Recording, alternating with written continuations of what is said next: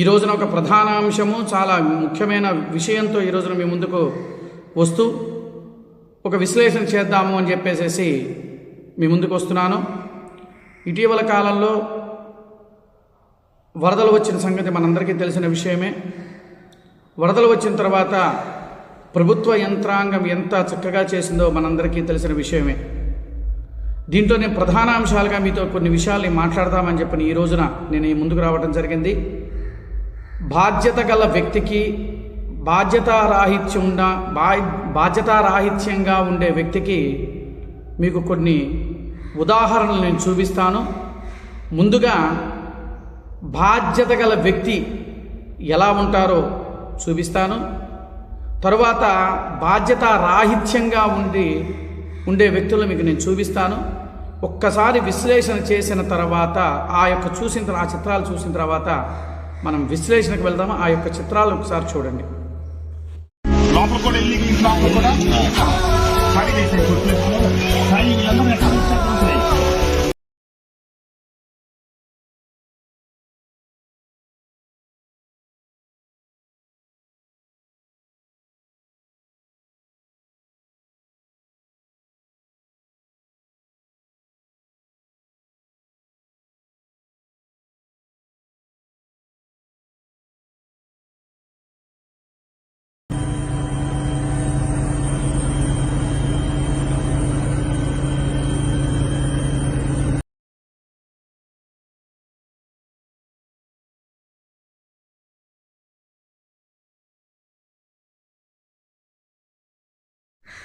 చూశారు కదా.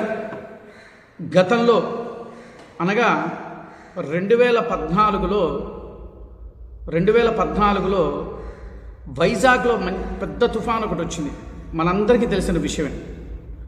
అప్పుడు చంద్రబాబు నాయుడు గారు ముఖ్యమంత్రిగా ఉన్నారు. ఆ టైంలో ఎంతో కష్టపడి వైజాగ్ అంతా కూడా చాలా అల్లకల్లోలం అయిపోయింది. ఆ సముద్రం ఒడ్డు నుండి ఆ ఏరియాలు మొత్తం కానీ చాలా వరకు కూడా అల్లకల్లోలం అయిపోయింది. ఆ సంగతి మనందరికీ తెలిసిన విషయం. ఆ టైంలో నిద్రాహారాలు మాని అధికార యంత్రాంగాన్ని కూడా అందరినీ కూడా మొబలైజ్ చేసుకుంటూ అందరినీ కలుపుకొని సుందరవందరంగా తీర్చిదిద్దిన వ్యక్తి నారా చంద్రబాబు నాయుడు గారు. ప్రతిపక్ష హోదాలో ఉన్నది ఎవరు? వైఎస్ జగన్మోహన్ రెడ్డి గారు. కనీసం ఆ టైంలో కూడా వరద బాధితులను పరకాలించే అంత తీరిక పాపం వారికి లేదు అప్పట్లో కూడా. అప్పుడు బాధ్యత రాహిత్యంగా ఉన్నాడు. సరే అయిపోయింది. మళ్ళీ 2019 ఎలక్షన్లు వచ్చినాయి. సింపతి మీద ఆయన గెలవటం జరిగింది వైఎస్ జగన్మోహన్ రెడ్డి గారు. గెలిచిన తర్వాత మరలా వరదలు వచ్చినాయి. వరదలంటే మౌన్సింగ్ తుఫాన్ వచ్చి రైతులందరూ కూడా చాలా నష్టపోయారు, పంట నష్టం పోయింది. ఆయన హెలికాప్టర్ వేసుకొని సర్వే చేశాడు తప్ప రైతుల దగ్గరికి వెళ్ళి పొలాల్లో దిగి రైతులను పరామర్శించడానికి కూడా వెళ్ళలేని వ్యక్తి వైఎస్ జగన్మోహన్ రెడ్డి. నేను ఈ మాట ఎందుకు అంటున్నాను, బాగా స్పష్టతగా మీరు ఆలోచించండి. మరలా మన నారా చంద్రబాబు నాయుడు గారు ఎన్డీఏ కూటమి ప్రభుత్వం అధికారంలోకి రాగానే ప్రకృతి వైపరీత్యం వల్ల మొన్న ఈ మధ్య ఇటీవల కాలంలో బాగా అధిక వర్షాలు పడి తుఫాన్ రూపంలో మనకు వచ్చి విజయవాడని అతలాకుతలం చేసేసింది. దానికి చంద్రబాబు నాయుడు గారు మళ్ళా రాత్రింబగళ్ళు కష్టపడి ఎన్డీఏ ప్రభుత్వం అధికారులందరూ కూడా, ఎన్డీఏ ప్రభుత్వంలో ఉన్న నాయకులందరూ కూడా అందరి యొక్క అధికారుల యంత్రాంగాన్ని కూడా అప్రమత్తం చేసి టైం టు టైం పాలు, నిత్యావసర వస్తువులు, వారికి కావలసిన ఆహార సదుపాయాలన్నీ కూడా కల్పించిన వ్యక్తి నారా చంద్రబాబు నాయుడు. నేను ఈ మాట ఎందుకు అంటున్నానంటే, ఎంతో కష్టపడి ప్రతి ఏరియా కూడా స్వచ్ఛంద సంస్థలు పిలుపునిచ్చిన మేరకు, ఎన్డీఏ ప్రభుత్వం పిలుపునిచ్చిన మేరకు ప్రతి ఒక్కళ్ళు కూడా స్వచ్ఛందంగా ఎవరిని ప్రెస్ చేయాల, ఎవరికి వాళ్ళు స్వచ్ఛందంగా ఎవరికి తోచిన విధంగా వాళ్ళు సహాయ సహకారాలు అందించి ఆ యొక్క బాధితులకి సహాయ సహకారాలు అందించి అనేక మంది వారికి అండదండలుగా నిలబడ్డారు.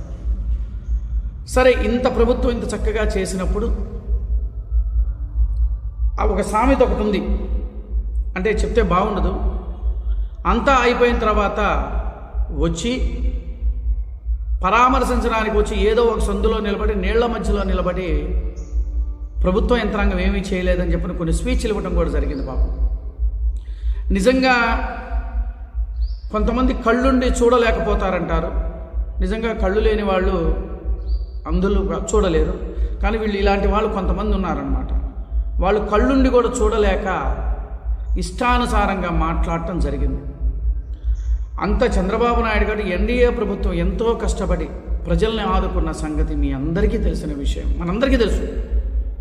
అలాంటి వ్యక్తుల మీద బురద జల్లి ప్రతిపక్ష హోదాలో ఉన్నాము, కనీసం మన వంతు సహకారం అందించాలని కనీసం అయినా ఆ నాయకులకి నిజమైన జ్ఞానం లేకుండా ఇష్టానుసారంగా మాట్లాడిన నాయకుల్ని మనం కూడా చూసాం.